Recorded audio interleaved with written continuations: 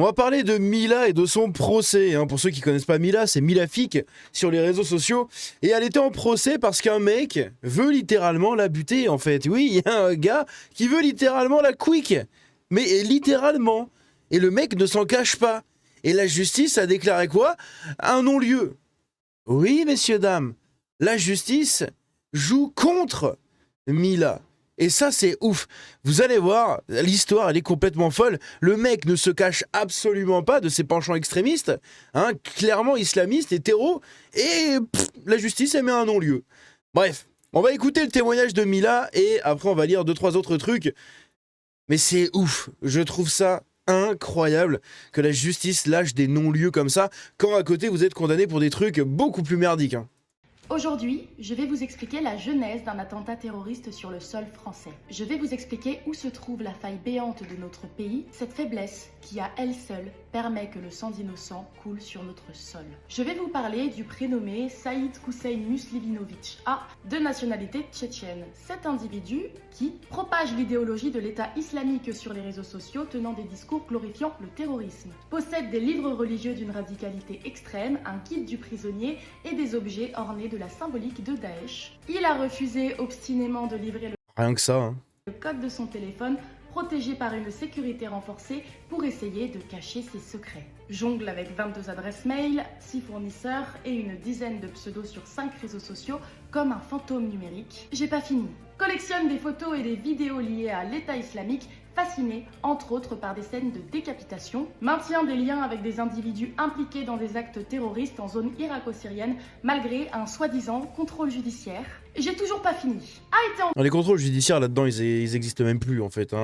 Les policiers, je pense que soit ils ont vraiment pas de moyens, soit justice en tape au final. contact avec l'assassin de Samuel Paty, Abdullah Ansarov, est signalé dans une note récente du ministère de l'Intérieur comme une menace d'une particulière gravité pour la sécurité et l'ordre public, en lien régulier avec des personnes ou organisations incitant au terrorisme. Appelle Donc ça c'est ouf, parce que tout ça c'est la description du mec et c'est pas fini. les Mouadi'ines de France, Les Moudjahidines, ouais. excusez-moi pour la prononciation, à devenir des martyrs en s'en prenant à moi pour avoir soi-disant insulté Allah. Et si nous savons Les Moudjahidines, c'est un peu c'est les croisés un peu de chez eux. C'est le djihad gentil. C'est un djihad quand même. C'est le djihad gentil selon certains. Voilà, les Moudjahidines, c'est un peu ça, quoi. C'est ce qu'était Ben Laden à l'époque. Ben Laden, il faisait partie des Moudjahidines.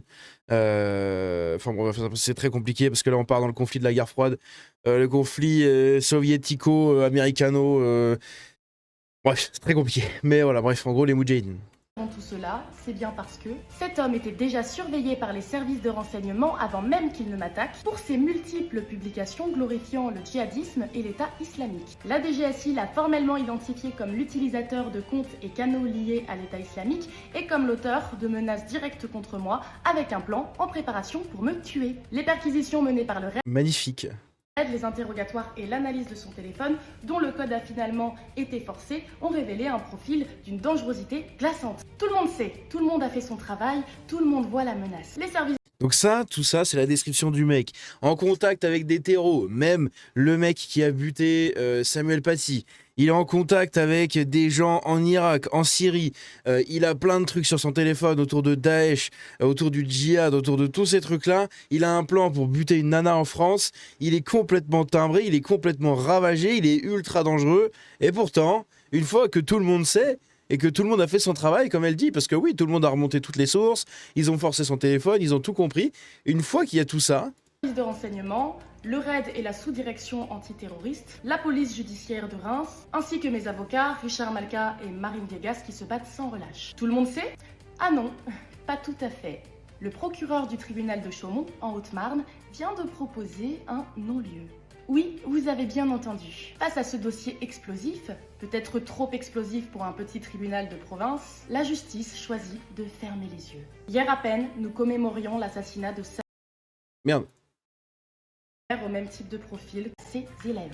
Ce professeur exemplaire déposait un non-lieu.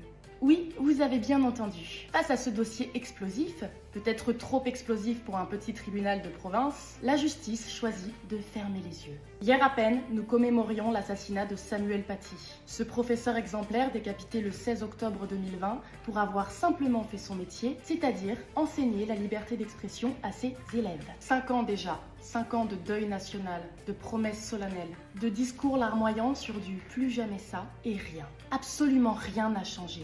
Nous avons affaire au même type de profil que ceux qui ont assassiné Samuel Paty, Dominique Bernard et tant d'autres. Même parcours migratoire, mêmes origines, mêmes âges, même sphère islamisée, même contact djihadiste, mêmes signaux d'alerte. C'est ouf, putain, je n'en reviens même pas, quoi. C'est incroyable. Avec tous ces éléments-là, vous avez quand même une justice qui pose un non-lieu, quand même. C'est... Nous donc rien appris. Les mêmes ombres radicales rôdent dans nos rues. Les mêmes liens mortifères avec des assassins comme Abdullah Anzarov persistent. Et voilà qu'on oserait proposer un non-lieu pour un individu aussi déterminé et dangereux. Par ailleurs, sa famille avait même demandé la naturalisation française à l'époque. J'ose espérer qu'elle n'ait jamais été accordée depuis. Ce serait incroyable, quand même. Combien de vies faudra-t-il sacrifier avant qu'on réagisse ? C'est révoltant, exaspérant, insupportable. Mais cette décision n'est pas encore définitive. Faisons du bruit, mobilisons-nous, car il est hors de question de laisser encore la justice sacrifier nos vies. Bref, si jamais vous connaissez des gens dans ce tribunal-là, parlez-en-leur. Enfin, parlez-en, voilà, autour de vous. C'est vraiment... j'ai pas les mots. J'ai pas les mots, en fait. La nana est menacée par un mec dont on sait absolument tout. Il y a des preuves de partout. Et vous avez le juge qui fait « Non, mais... oh, y a rien, là, non-lieu. » Mais quoi? Mais non, mais... Putain, c'est incroyable. Bref, donc ici, on revient un peu à l'écrit hein, pour récapituler un petit peu tout ça. Donc, on a un individu radicalisé qui vient d'avoir un non-lieu hein, dans cette affaire-là. En tout cas, il propose un non-lieu, le juge. C'est un mec qui a des liens avec l'État islamique et qui a pour projet de tuer Mila. Saïd Hussein Muslimovic, un Tchétchène, donc propage l'idéologie de l'État islamique sur les réseaux sociaux. Il collectionne des photos de Daesh, notamment des photos de décapitation. Il est sous contrôle judiciaire, mais il maintient des contacts avec des terreaux en zone irako-syrienne et a été en contact avec le terreau ayant assassiné Samuel Paty. Il est d'ailleurs signalé dans une note récente du ministère de l'Intérieur comme une menace d'une particulière gravité pour la sécurité et l'ordre public. Et pourquoi vous ne faites rien? Putain, c'est un truc de ouf. Ah oui, attention, lui, il est très dangereux. Hein. Et putain, tu le prends, tu le dégages à grand coup de pied au cul. Hein, tu l'attaches à une ficelle et tu le balances dans le désert et il se démerde. C'est tout. Putain, je ne comprends pas en fait pourquoi ces gens-là on les garde, sans déconner. En lien régulier donc avec des personnes ou organisations incitant au terreau. Il appelle les Moudjahidines de France à devenir des martyrs en s'en prenant à Mila pour avoir critiqué Allah. La DGSI l'identifie clairement comme étant l'auteur de menaces directes contre la jeune femme avec un plan pour la tuer. Mais il y a un non-lieu qui est proposé. Putain, c'est quoi cette justice ?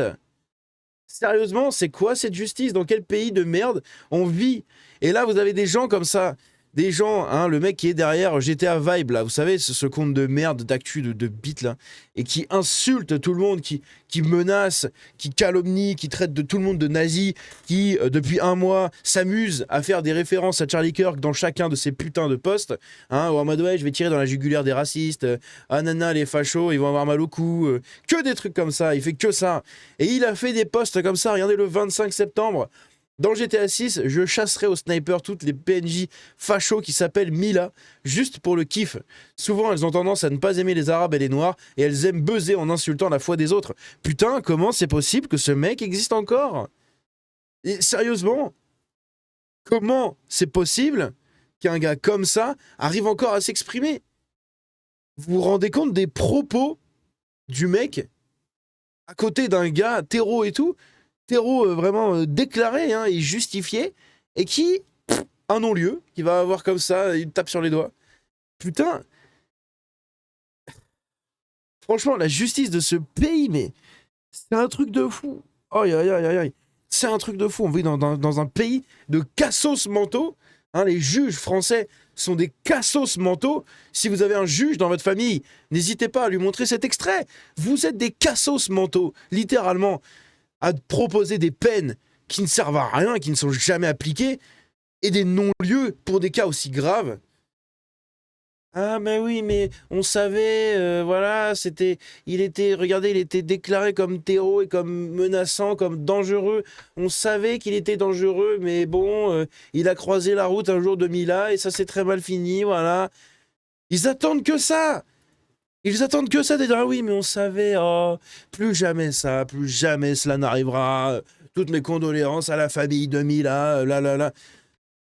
Putain, sans déconner, cette justice. C'est même plus Afuera, là. C'est au feu tout court, hein. C'est un truc de fou. Faut réformer tout ça, faut virer tous ces collabos, faut les dégager, faut remettre des vrais juges, des vrais gens qui sont là pour appliquer une justice et pas pour se branler les couilles sur le code pénal et en foutre un peu partout et dire un non-lieu, un pique-nique douille, toi, tu vas avoir allez, 3 mois de sursis. T'avais une gamine? Bon, allez, 15 ans avec sursis et 10 000 euros d'amende. Je comprends pas, bref. Dites-moi ce que vous en pensez dans les commentaires, j'attends vraiment vos avis là-dessus. Force et honneur à Mila, ça va pas être facile du tout. Là, elle fait la forte en vidéo, mais je pense qu'intérieurement, bah en vrai, tu flippes quand même un peu. Hein. Tu te dis putain, à tout moment, je sors dans la rue, je me prends un truc, quoi. Il m'arrive quelque chose, c'est fini. Quand t'as un mec avec un réseau comme ça, qui est sur tes côtes, putain, bordel. Donc, bah, force à elle, bon courage pour tout ça, et j'espère vraiment que le juge va revenir sur sa décision de merde. Parce que là, si vraiment il garde cette décision-là, c'est vraiment un gland, hein, tout simplement. Bref. Dites-moi ce que vous en pensez dans les commentaires. On se dit à la prochaine. Ciao.